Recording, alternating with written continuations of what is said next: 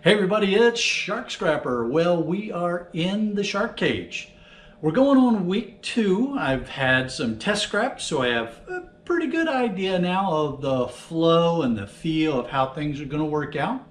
So I thought I'd take you along, let you know where we stand right now, and get your inputs on tweaks or adjustments as we continue to proceed here. All right, so first thing let's do is let's go over to the non-e-waste part of the cage. So what you see is this is a desk that I got from a secondhand store, $29. I got 2 desks, one was $29, one was $20. I don't remember which was which, but you can see that's a decent size. It's heavy metal frame, and that is a laminate top particle board workspace. My idea here, the general plan with this one is mount the vise on here and have this as the workspace. The idea is I'll be here working, and I've got my tools over here. Some of you have noticed already that I'm a southpaw. So the idea is that with my tools here, I can grab the tools that I need, I can work on stuff, put them back, work on stuff, you know, that kind of thing. And then as I break stuff down, it gets put over here, depending upon what it is. So I'll have bins around here. And then this space back here, I found that I needed some space behind the work area because sometimes things are pretty big. You know, some of those microwaves get pretty big, right? And so when I move them around, I don't want to be banging into the bulkhead. So having some space behind there lets me move larger objects around when I'm scrapping them. Now, eventually, I'll have some sort of rig here so that you all can be closer to the show. I can always bring the tripod over here, get you closer to the action. You know, we'll get that one figured out as well. So this is the breakdown area, and then as we move over to the back corner, so here you see some staging and storage, right? So my thought is, what I've done a couple of times now is I've brought in microwaves, they've gone over here, a dryer went over here, then I could break it down. This is going to be, and I really appreciate Everyday Solars and somebody else, I can't remember who else, pointed out that I should use some of the ubiquitous wire shelving to make a cage within the shark cage. So I'm going to be doing that, and we'll store this aluminum so that it's kind of upright, the gutterage when I'm collecting it until I get a decent truckload of it. So this is all going to be aluminum over here. Got a couple aluminum rims waiting to go in. I've got some extruded and some sheet and some old sheet. Right now it's all kind of mixed together. What will happen is when I put it in the truck, I'll separate it out in the truck. So when I get to the yard that I sell my non-ferrous material to, it's pretty easy for them to just pull out by what it is. Water heater, a water fountain, a bubbler, a scuttlebutt, depending upon your background. That was brought to me by the owner of the warehouse. It doesn't work anymore. The folks here in the warehouse are bringing me a lot of stuff, so that's kind of cool. I've got some steel rods down here that were left outside the door for me. I've got some stainless steel sheet over here that was left for me. I've got some aluminum angles here. I need to take the screws out of this one still. Okay, now on this side is, remember I said I'd be breaking stuff down here, and so that ends up with some smaller kind of pieces and chunks and things like that, right? So we've got the motors from ceiling fans that I still need to get the copper out of. Got a stainless steel here. That sheet stainless steel was left for me by somebody here in the warehouse. That was very cool. This is, you know, I like to use old mailboxes to throw small steels in. I've got aluminum These are primarily feed horns from satellite dishes, but other kind of heavy cast, bulk cast aluminum going in there. I've got, this is stuff that needs to get broken down. There's a couple of robots, robot vacuum cleaners, a few things that I need to break down. They're either going to get broken down over here or over on the electronic waste side. I don't know. We'll figure that out. Dirty brass that needs to get cleaned up. I need a bin for aluminum cans still. But here I've got the brass that is pretty clean. Then I've got dirty brass there. Here I've got regulators from grills. Those are copper aluminum transformers. Now, my non-ferrous yard buys the copper aluminum transformers as breakage. So that makes it relatively simple. I can just throw it in with the breakage. I don't have to mess around with it. All right, let's move on over now to the electronic waste side of things. So the idea here is that most of what I'm going to work on is going to be electronic waste.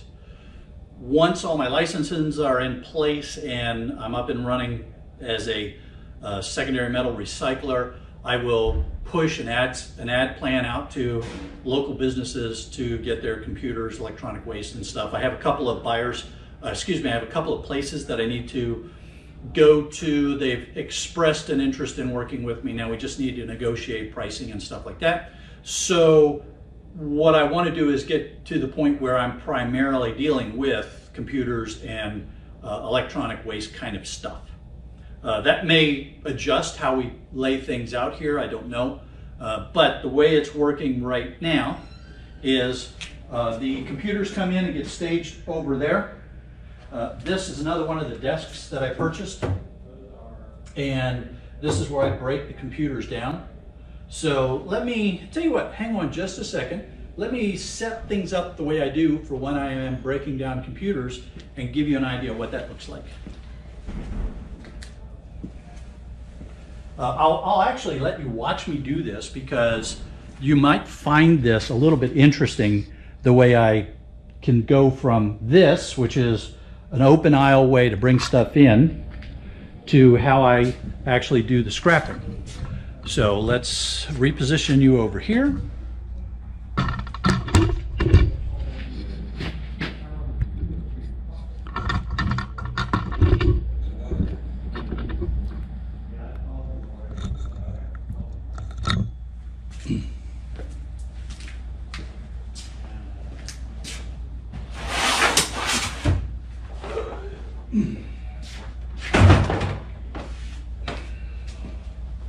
So normally, right over there would be computers stacked up, towers primarily, but whatever else, servers and things like that. So they'll be stacked up there.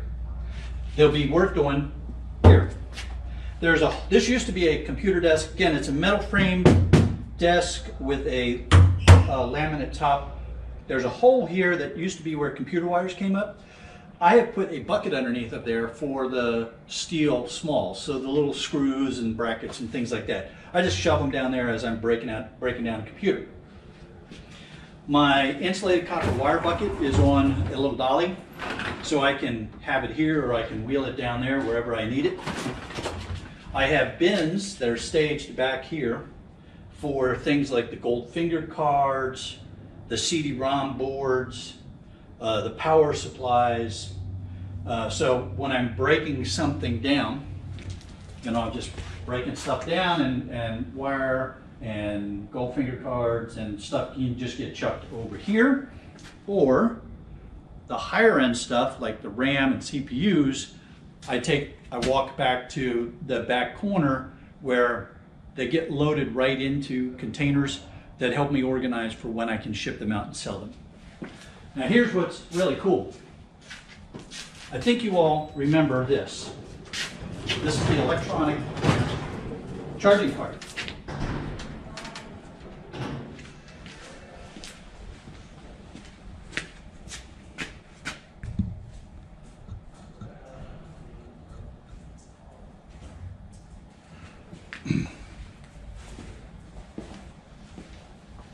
So now you can imagine how this plays out when I'm working on something.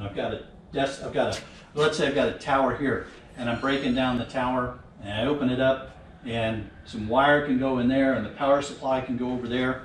As I pull off things like the copper heatsink, it can go in there. Here I've got gold corner BGAs. Here I've got just we get too many of these CPUs. You know, they're not i-series, they're just pinless CPUs, so they can get chucked in there. I have a third bin down at the bottom, but I'm still trying to decide what's going to go in there. I have some small trays on top here for things like the little brass bits, the tantalums, the MLCCs, the jumpers. They will get staged there, and then at the end of the day or the end of the week, once I'm done with a batch of computers, or at the end of the week, those little trays then get taken over to the corner, and I'll show you the file cabinet in the corner, which is more of the kind of bulk waste storage kind of stuff.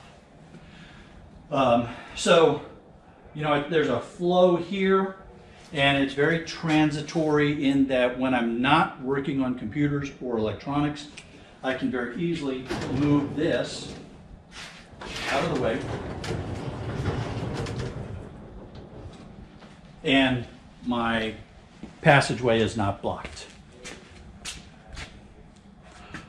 You can see behind the cart, the charging cart, I've got my wire stripper ready to go. I've got my grinding wheel ready to go. That has been a phenomenal time saver for me for checking between stainless steel, aluminum, taking the coatings off of things to decide if they're brass or they're copper or they're aluminum. That's just been a godsend. And then the third medical stand is now a charging cart.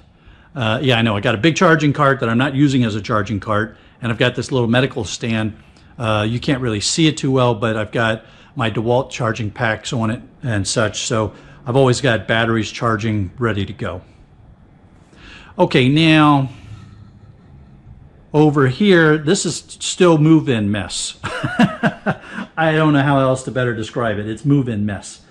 So I've got boxes and boxes of stuff that was stored in various places, and I'm slowly working my way through organizing all of this stuff so that I know what is ready to get shipped out and sold and what I need to go through, right? So I've got containers of things like, here's pins from the ribbon wire connectors that when I'm really bored, I can pull these off. Sometimes when I'm on a live stream with Brefal or something like that, I'll sit there and pull these off during the live stream.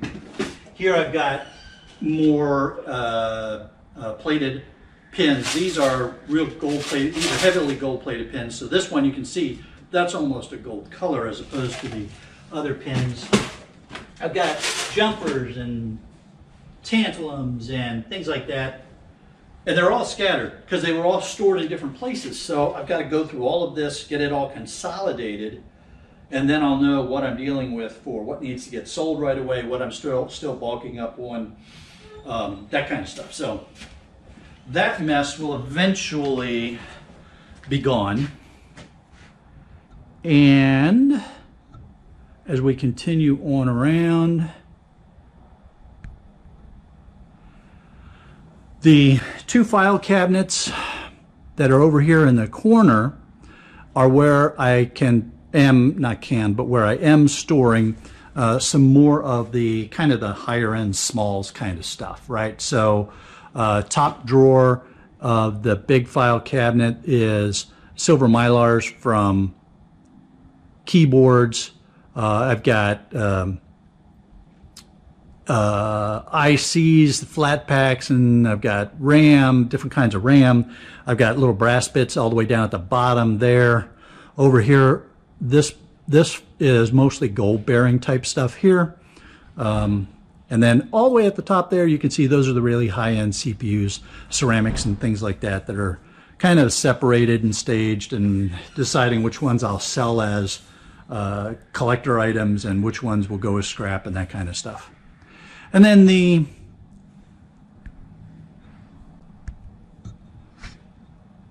small stage here, this is well, I say it's outgoing smalls. It's I'm still getting this all tweaked up here a little bit, okay? So you got to bear with me a little bit while I work my way through this one still. But it's stuff that is going to get sold, right? So we've got pot metal and die cast. We've got #2 copper. We've got different types of gold connector ends. But it's also stuff, some of it is stuff that I'm going to keep for me. So for instance, here's the thing of aluminum. I always keep a small percentage of aluminum and copper aside for me to use when I eventually get into melting my own stuff. So I've got some aluminum here. I've got a little thing of copper. I have another thing of copper that is for me. There you go. That's stuff that I'm going to use for myself. Here I've got a box. This box is full of CD-ROM boards, so it's ready to go to board sort. What I try to do over here is, and this is what I'm trying to do right now, so we'll see how this works. But as I get things that I know are going to be sold to board sort, like CD-ROM boards and RAM and that sort of stuff, I'm trying to pack the box as I pull the stuff off. The idea then is I don't have to spend time packing a box. I can just take the box, weigh it, and ship it. I don't know if that's going to work that way, because you know how it is. Sometimes you get in the rhythm and it's easier to just chuck stuff in a big bin and not worry about it. So I may shift away from this model right now. We'll see. I'm not sure. Excuse me, hard drives. There's another container like this. As I pull the hard drives off, I check them. If they are 1 terabyte, 2 terabyte, you know, they're decent shaped for possible resale. They go in a separate place so that they don't get damaged. One of these is for the hard drive, other hard drives, the smaller, older ones. The plan right now is, and what I've tested for the last week is, I go ahead and pull the hard drive board off right away. So hard drive boards come off right away, get in a separate box, and then the hard drive without the board goes here. One of my yards pays for hard drives without boards or hard drives with boards. Or I can spend time breaking the hard drive down even further. We'll see. At this point, I'm selling them as hard drives without boards because of the time factor. We'll see how that one goes. Like I said, the rest of the stuff I need to go through still. You can see I've got some things here that would be items for sale, like there's old classic games that are going to go up for sale. There are some things here like these power supplies, pretty decent power supplies. I need to test them and get them up for sale. I've got some other smaller things here that might be sell type items as opposed to scrap.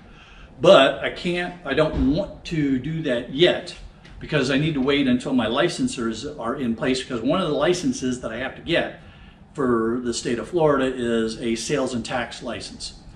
If I sell tangible items like a power supply to someone in Florida, I have to collect Florida sales tax on it. So I have to get that license, and that process is just grinding its way through. It's very slow now with COVID going on. But it's happening. Interestingly enough, I don't have to collect sales tax on the hot sauce, the Street Scrap Spicy Habanero hot sauce, which if you don't have a bottle, you should. It's wonderful stuff. But in Florida, you don't collect sales tax on food products like that. So that one I didn't have to get a sales tax license for. I could, because you didn't collect sales tax for it. So that's why I was able to sell that, and that's on my website. These other items will go on the website once I have my sales tax license in place, so that I can collect the appropriate sales tax and do all the stuff that the state of Florida requires that I do. All right, so that's the status of the shark cage. Oh, one more thing. I wanted to show you this too. So hang on here.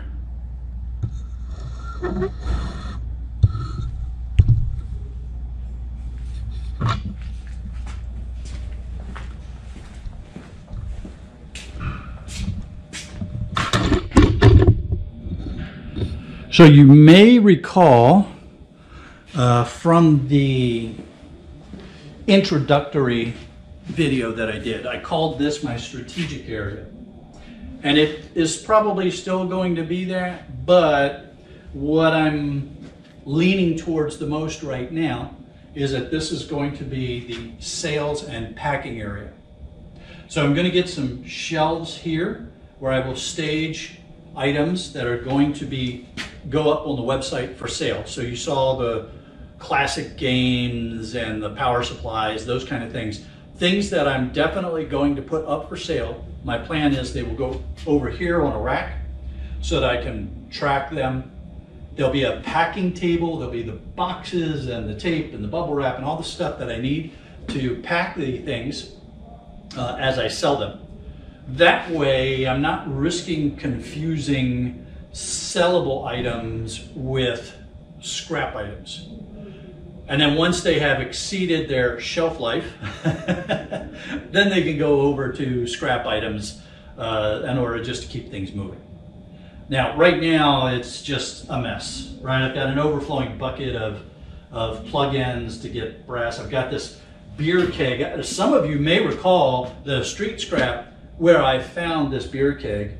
I tried to sell it back to the brewing company, but they didn't want it. So I'm gonna have to drain it, and then I can either put it up for sale as a beer keg. But interestingly enough, I can't do that until I have my secondary metal recycler's license, because stainless steel beer kegs are a controlled item in the state of Florida. So I have to just let it sit here until my license is in place, and then I can work with it. Yeah. Anyway, so I've got a bunch of stuff here that I have to go through again, figuring out what is going to be kept for sale, what's going to get positioned for scrap, and I'm still working through that.